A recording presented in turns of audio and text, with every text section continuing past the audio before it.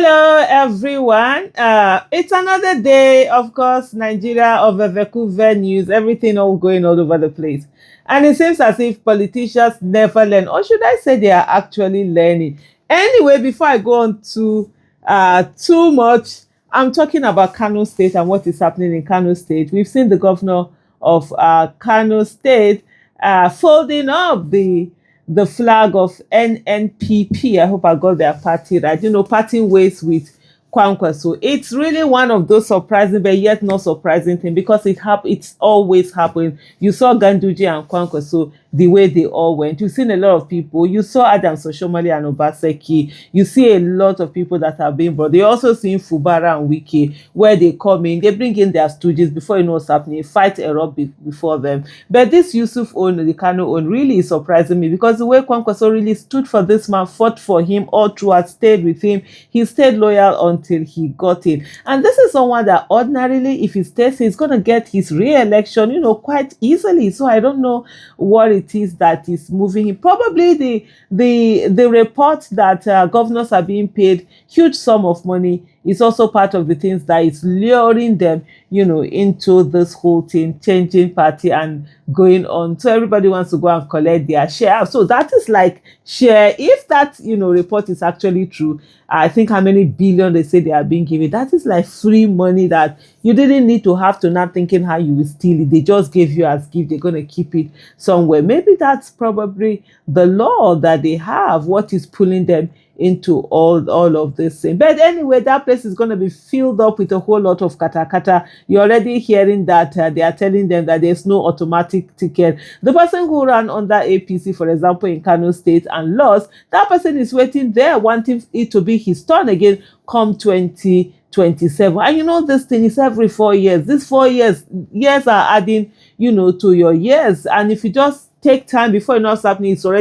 you're being told that you're too old to actually run from it. And in some states, they have this system where they move from, different senatorials. Also, this person this place produced governor this time, this place should produce governor next time, that place should So by the time they go the 12 years, you are adding 12 years to your age, almost no be small thing. So there's going to be a lot of fighting tooth and nail, but hopefully by then, we are all sorted with our things and we are sitting down and watching them with popcorn. But looking at Governor Yusuf of Kano State and him, this video that you're seeing right there on your screen, him actually using this thing, buying, is it this plastic keke that they call it, you understand, and saying that is what he's giving to influencers. And look at him, going round. You will see someone who has a sense of achievement. He has done something really extraordinary. And I'm thinking, your influencers, your content creators that collect monies in dollars, because these are people, if they're monetized on their this, they actually do get some certain amount of money. Even if they don't get anything, it is keke, motorcycle, plastic motorcycle that you're going to. I think someone said that's the kind of motorcycle that the moment it hits something once, you just see the thing will just scatter in pieces. That is the thing that you think is you're going to give them. That is how much you can think when it comes to empowerment. You couldn't think of giving them laptops. You couldn't think of giving them, some other things like that. It is that keke. That is it. And with this sense of, all work and whatever. But anyway, there it is. It's all this mediocrity that we have on. And for everyone, I always say, as long as we do not enter politics, as long as we are not ready to donate money, not people who are donating big money, not to one few people. I mean, small donors, what they call small donors, those 1,000, 500, 10,000, 5,000 that people can donate in bulk. As long as we are not doing this, there is no how, you understand, there is no how that we're able to have good people in politics, because right now what we have are the people those who already either looted our country dry, packed in enough of money. They're the ones who are putting these stooges in place, and they want them to do their bidding. So as much as possible, they put people who they know have nothing to offer or very little to offer, so that they can then go ahead and control them. But one of the things that you're seeing earlier on, when I was saying that whether politicians do not learn, but I think to an extent they are somehow now learning, because really, if you look at it, it is their biological children that they are putting in. But they don't seem to realize that even your biological children can actually go, against you. You saw the issue of Bukola Saraki and his dad, and how after he finished governor, his dad, he was governor, his sister was senator, and then his dad wanted to put his sister as governor after him, and he was like, no, let's not. And he put someone else who is one of those example of real relationships, master stooge relationship, that has really worked very well. The governor was loyal all throughout. He stayed there. He didn't backbite at him. He didn't betray him and all of that. I mean, he was really loyal on that one. But so all of these people putting in their children doesn't necessarily mean that their children will stay loyal all the way. But then there's also the silent revolution that is going on. And even in our place in Edo State, you're beginning to see some of that, where people, especially that Edo North fell into the ground, where they were now sort of like such an embarrassment to ourselves.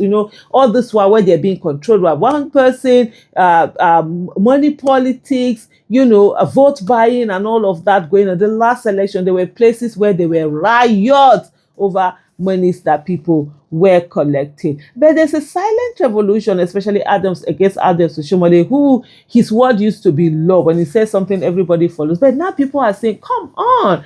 They're putting his son, I think his son is a commissioner, he has another one. They're all putting their children. So you end up, you serve the father, you then come and be serving the children. You will not get in, your children will never get in. And that is really infuriating a lot of people, because most of these people are now sending in their children in there. And so these are the things that are on ground. So for us to be able to take power back and truly make power belong to the people, we ourselves have to begin to put our monies where our votes are. Until and unless we do that, I can assure you that these people will continue to control everything. And let me tell every one of us, politics is everything. If we are unable to fix politics, we will not be able to fix governance nor fix Nigeria. Politics is where we get governance, and there has to be a top-bottom approach. We can't have a bottom-top approach, because the system is broken.